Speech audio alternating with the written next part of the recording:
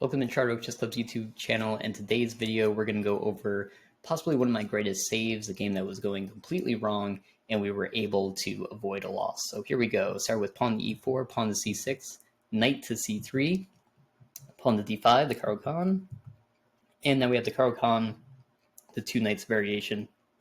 What's really fun about this is that it really gets black out of their preparation. This game was played in 2018, so I can say that my preparation back then was to watch one very short 5-minute YouTube video about the basics of an opening and then try it out. I tried to get a win with every single opening. So with the Caro-Kann, the only line that I was really prepped against was the main line with d4 and then capture, bring the bishop out, and then close it off with e6. Move your bishop and knight out, castle kingside, very, very normal stuff. So when I saw knight to f3, I tried to think of how is this different than what I've seen and what can I try to do? So normally pawn d4 is on the board, so I decided to push with d5. Now, if it was me playing today, the best thing to do would just be to take this pawn, take, and then just play normal chess from here. You know, we could develop a knight, we could develop the bishop, just get back to something that we're very familiar with. But instead we tried to push, and we could kind of see how we're going to start to overextend ourselves. So both the knights are hitting this d4 pawn, so we need to protect it. We protected it with pawn to c5. c3 comes out. Bishop to g4 comes out. Now this is a kind of interesting idea because it's not a bad move, but it is a bad move because I didn't know what the follow-up was. My idea was these knights are kind of weird. The queen is not able to defend this knight. So if I hit this knight on f3, I'll really be able to, mess up white's pawn structure. So if white decided to play, I don't know, let's say they try to grab the pawn. We can just capture here, and they capture back, and then we capture, and the pawn structure looks a little messy for white. So nothing crazy, no crazy ideas here. That's all we were going for.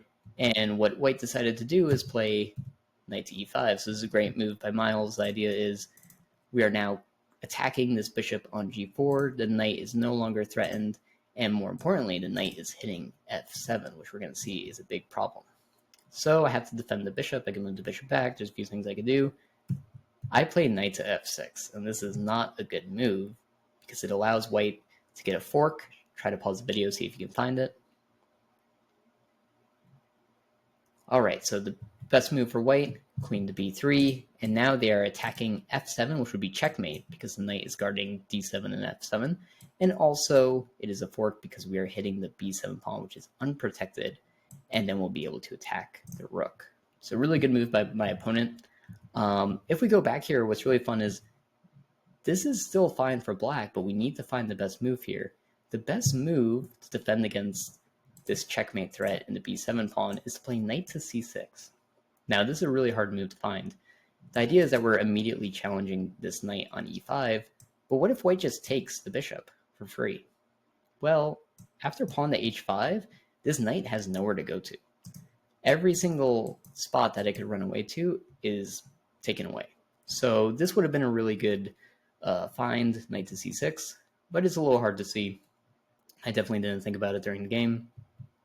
And so I play knight to f6, queen comes out, and now we're in a worse position. So I played bishop to e6, which is the best move. The idea is if I play pawn to e6, white can still capture this pawn and threaten checkmate on the next move. They can also play f3 and just really attack my bishop, which has no good way to get back into the game. So instead, let's move the bishop back. And when the queen takes on b7, there's now no checkmate threat, right? The bishop is guarding both those squares very well. So that's what happened. I played knight to d7, white takes, black takes, and now pawn captures on d4. Let's do a quick head count here. White has only lost their knight, and we lost one of our knights, but we also lost 2 pawns. So this is pretty tricky because white only has a set of double pawns, but they're in the center. They're not isolated double pawns. And their only weakness is that they're a little behind in development. Their queen shouldn't be out. Their queen is kind of misplaced. That's the only good thing that we have going for us. So pause the video and try to figure out how can white get back into this, how can black get back into this game? And keep in mind that it's actually even here. I had no idea that it was even during the game, but it is even. So try to figure out what is a good plan that black can make. It might take a few moves. Try to figure it out. Okay, so the idea here is we have to target the queen, and we definitely don't want to take. So if we capture, white's going to capture. And now they're attacking my bishop. They're ready to get their bishop out. They're ready to castle kingside, and they're ready to dominate this game. So we don't want to make their job easy. Instead, we want to figure out how can I make this really complicated for their queen to escape. Well, the queen can go here, and it can go here, and it can go to c6. And that is about it right now. So it's got 3 escape squares. So by moving the bishop to c4, which is what we played in the game, we get rid of the a6 square. We get rid of the b5 square. And in a second, we're going to see how we also get rid of the c6 square with this move.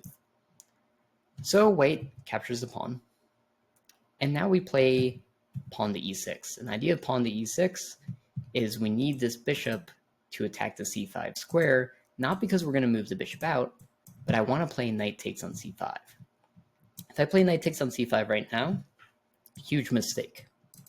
We would be falling for our second fork of the game. If we block over here, they're going to take our rook. If we block with the knight, they're going to take our bishop, and now the queen escapes. So we can't play that yet, so that's why in the game we play pawn to e6, and now the knight can take on c5 and attack the queen. In the game, they push the pawn to c7. Let's see what happens if they play pawn to d4.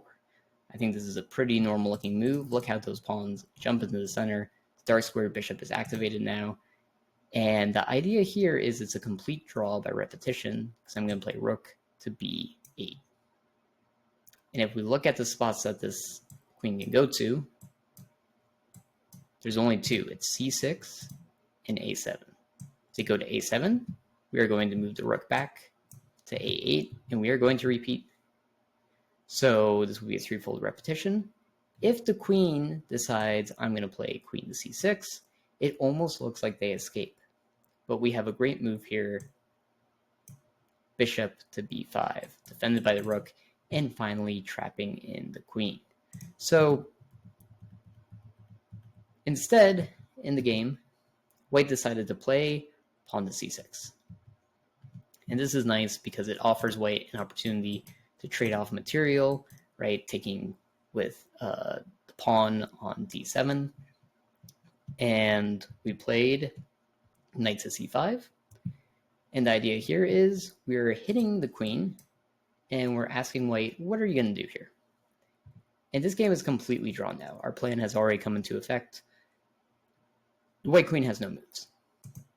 Can't go here, the bishop's there. Can't go here, the pawn's here. Bishop, bishop. The only one that looks like they might be able to get away with it is queen to b4 until you realize there's a very simple fork that's going to win the queen.